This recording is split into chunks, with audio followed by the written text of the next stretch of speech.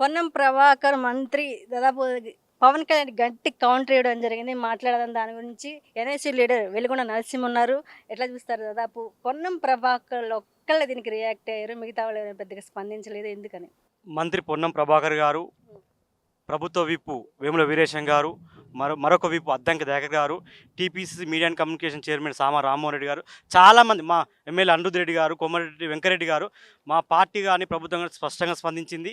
ఈ రాష్ట్రంలో అస్థిరత, శాంతి భద్రతలు విఘాతం కలిగించేలాగా రాజకీయ ప్రేరేపిత సభలు పెట్టడాన్ని గౌరవ ముఖ్యమంత్రి రేవంత్ రెడ్డి గారు హోంశాఖ తన దగ్గర పెట్టుకొని కూడా సభను కూడా అనుమతించాలని మీరు చూశారు. ఇక అన్నీ కూడా కేవలం కాంగ్రెస్ ప్రజాప్రభుత్వం ప్రజా సంక్షేమ పరిపాలన ఓరవలేని రాజకీయ నిరుద్యోగులు కుట్రలే ఈ భాగము. గత కొన్ని రోజులుగా ఇక్కడ ఉన్నటువంటి మొన్నటి వరకు ఉన్నటువంటి మేధావి ముసుగులో ఉన్న వాళ్ళు, జర్నలిస్టుల ముసుగులో ఉన్న వాళ్ళు సంఘాల పేరు మీద ఈరోజు తెలంగాణ ప్రభుత్వాన్ని అస్థిరపరచడం, దీని మీద నెగిటివ్ ప్రాపగండ చేయడం కోసం మాత్రమే చేస్తూ ఉన్నారు. గత బీఆర్ఎస్ ప్రభుత్వంలో గడీల దగ్గర గులాంగిరి చేసినటువంటి ఇక్కడి మేధావులు, తెలంగాణ మేధావులు అని చెప్పుకున్నటువంటి కొద్దిమంది గులాం వాళ్ళు ఇవాళ భజన పరులుగా మారారు. కేవలం ఇలా బాధల్లా కాంగ్రెస్ ప్రభుత్వాన్ని పడగొట్టడం, ఈ ప్రభుత్వాన్ని బ్లేమ్ చేయాలని కోరుకుంటున్నారు. దీనికి ఎజెండా ఏంటి? అలా కేసీఆర్, బీజేపీ, పవన్ కళ్యాణ్ ఈ ముగ్గురు కలిసి ప్రాంతీయ విద్వేషాలు రెచ్చగొట్టి మళ్ళీ ఆంధ్ర తెలంగాణ, మరి ఒక వైపు ముస్లిం హిందూ అని చెప్పి, నైజాం సర్కార్ అని చెప్పి రకరకాల ఎత్తుగలు వేస్తూ ఉన్నారు. కానీ ఈ తెలంగాణలో ఎంతో చైతన్యవంతమైనది, ఎంతో ఇంతకీ తెలంగాణ గడ్డ ఎవరిది? పవన్ కళ్యాణ్ నీ అయ్య జాగిరి, నీ అబ్బ జాగిరి అని ఎందుకు ఎవరు జాగిరు?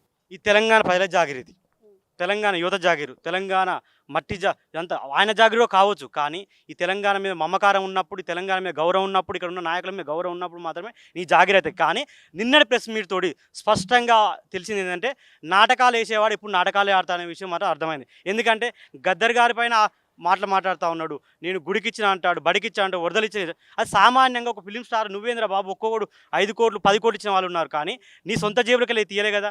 నీ ఇక్కడికి వెళ్ళి వసూలు చేసిన మా రక్త మాంసాలతోటి నీకు నైజాం ఏరియాలో వచ్చిన డిస్ట్రిబ్యూషన్కి వెళ్ళి వచ్చిన కొద్దిగా అమౌంట్ మాత్రమే ఇచ్చావు.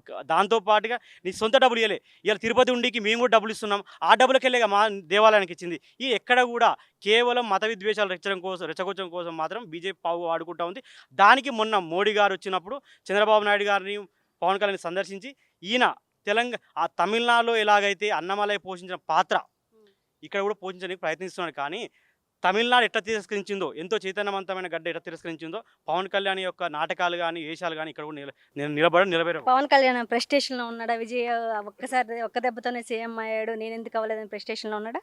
బరాబర్ ఉంటాడు. 15 ఏళ్ల సంది అక్కడ ఉన్న పార్టీలకు ఊడిగం చేస్తూ ఒక నిలకడైన స్వభావంతో, ఒక సిద్ధాంత స్పష్టత లేకుండా, ఒకవైపు భగత్ సింగ్ అంటాడు, చెగువేర్ అంటాడు, మరొక వాదం అంటాడు. కానీ ఎక్కడ ఒక నిలకడ లేకుండా బాధాకరం, దురదృష్టకరం ఏంటంటే అక్కడ తెలంగాణ నుంచి ఉస్మానియా విద్యార్థులు ఒక విజ్ఞప్తి చేస్తూ ఉన్నాం. ఆంధ్రప్రదేశ్ విద్యావంతులకు, విద్యార్థులకు, మేధావులకు అందరికీ ఇంతటి దౌర్భాగ్యమైన నాయకత్వాన్ని మీరు ఎంకరేజ్ చేస్తున్నందుకు, ఎన్నుకుంటున్నందుకు మీరు సిగ్గుపడాల్సింది మేము హెచ్చరిస్తా ఉన్నాం. ఎందుకంటే మీ రాష్ట్రాన్ని రాబో రోజుల్లో బీహార్ రాష్ట్రంలో తయారు చేసే పరిస్థితి ఉన్నది. ఉద్యోగాల కల్పన లేదు, లేకపోతే ఒక అభివృద్ధి ప్రణాళిక లేవు. కేవలం మత విద్వేషాలు, లేకపోతే కులాల కుంపట్లు పెట్టడానికి అక్కడ ఆంధ్ర రాజకీయాలు చేస్తున్నారు. కాబట్టి దయచేసి ఎంతో చైతన్యవంతమైన ఆంధ్ర ప్రజలు, ఒకప్పుడు దేశానికి నాయకత్వం వహించినటువంటి ఆంధ్ర నాయకులు, ఆంధ్ర ప్రజలు కూడా ఈరోజు మేలుకొని అలాంటి విభజన రాజకీయాలు చేస్తున్నటువంటి వారిని అందరినీ తిప్పుకోవడానికి చెప్పి మేము గుర్తు చేస్తా ఉన్నాం. ప్రశాంతంగా ఉన్న తెలంగాణలో ఇలాంటి మీటింగ్లు పెట్టి ఎందుకు రెచ్చగొట్టే ప్రయత్నం చేస్తున్నాడు పవన్ కళ్యాణ్? పవన్ కళ్యాణ్ గురించి ప్రత్యేకంగా మనం చెప్పుకునేది ఏమీ లేదు. పిచ్చోడి చేతిలో రాయి. బీజేపీకి ఒక మంచి అస్త్రం, ఓ పిచ్చోడు దొరికిండు. వాళ్ళు రాసిచ్చినటువంటి స్క్రిప్ట్ ఏదైతే ఉందో ఆయన తెచ్చి ఇక్కడ చదువుతూ ఉన్నాడు. పవన్ కళ్యాణ్కు ఒక స్పష్టత లేదు అని చెప్పి దేశ ప్రజలందరికీ అర్థమైపోయింది. పవన్ కళ్యాణ్కి స్పష్టత లేదు, కానీ దాదాపు చాలా మంది ఫ్యాన్స్ ఉన్నారు, పెద్ద క్యాడర్ ఉంది. దాదాపు తెలంగాణ వచ్చి కూడా 12 సంవత్సరాలు దాటినప్పటికీ ఈ టైంలో తెలంగాణ అస్తిత్వం గురించి మాట్లాడడం కానీ, నీ అయ్యే జాగిరి అంటాం కానీ దేనికి సంఖ్య తెలుస్తున్నాయి? మళ్ళీ ఏమైనా ప్రాంతీయ భేదాలు లాంటివి ఏమైనా రేకెత్తిచ్చే అవకాశం కనపడుతుందా? మనం పవన్ కళ్యాణ్ మాట్లాడినటువంటి దానిలో పవన్ కళ్యాణ్ గురించి మాట్లాడుకునేది ఏమీ లేదు. మాట్లాడుకోవాల్సింది బీజేపీ గురించి, బీజేపీ ఇచ్చిన స్క్రిప్ట్ గురించి. దీని వెనకాల ఈ స్క్రిప్ట్ రైటర్లు, లేకపోతే దీని వెనకాల రాజకీయ వీళ్ళ స్పాన్సర్లు, పవన్ కళ్యాణ్ స్పాన్సర్ల గురించి మాట్లాడుకోవాలి మనం. సో ఇవాళ దేశంలో ఎన్ని రాష్ట్రాలు బీజేపీ చేతులలో ఉన్నాయి, ఎన్ని రాష్ట్రాలు కాంగ్రెస్ చేతిలో ఉన్నాయి, ఇతరత్ర పార్టీల చేతుల్లో ఎన్ని రాష్ట్రాలు ఉన్నాయి అనేది ఇక్కడ పాయింట్. సో ఆ రాజకీయ కోణమే మనం పరిశీలిస్తే ఇవాళ దేశం మీద ఒక గుత్తాధిపత్యాన్ని, ఒక ఫాసిస్ట్ పోకడను బీజేపీ అనుసరిస్తూ ఉంది. సో ఎట్లయితే ఒక కర్ణాటక, ఒక ఏది ఓ మహారాష్ట్ర ఇలాంటి రాష్ట్రాలను మొన్న పశ్చిమ బెంగాల్ అయితేంది వాళ్ళ గుప్పిట్లోకి ఎట్లయితే తీసుకున్నారో, రేపు తెలంగాణ మీద కూడా వాళ్ళకు ఆ కన్నుంది. తెలంగాణను ఆ బీజేపీ గుప్పిట్లోకి ఎట్లా తీసుకోవాలనేటువంటి స్క్రిప్ట్లో భాగమే పవన్ కళ్యాణ్ మాట్లాడుతున్నారు. ఆయన చేసేదంతా కూడా ఒక యాక్టింగ్. ఆయన సినిమాలల్లో యాక్టింగ్ చేసుకున్నప్పుడు ఆయనను అభిమానించిరు. ఇక్కడ ఉన్నటువంటి తెలంగాణ వాళ్ళు కూడా చప్పట్లు కొట్టిరు. పైసలు ఇస్తే బతికినోడు. తెలంగాణ ప్రజల భిక్షతోటి బతికినటువంటి ఒక భిక్షగాడు వచ్చి ఇవాళ తెలంగాణ మీద ఇంత విషయం చిమ్మిపోతూ ఉన్నాడు. సో తెలంగాణ ప్రజలకు స్పష్టత ఉంది. వాళ్ళు ఎవరి వాక్యాలను ఎట్లా తీసుకోవాలి, ఎవరికి ఎట్లా బుద్ధి చెప్పాలి అనేటువంటిది చాలా క్లియర్గా ఉన్నారు.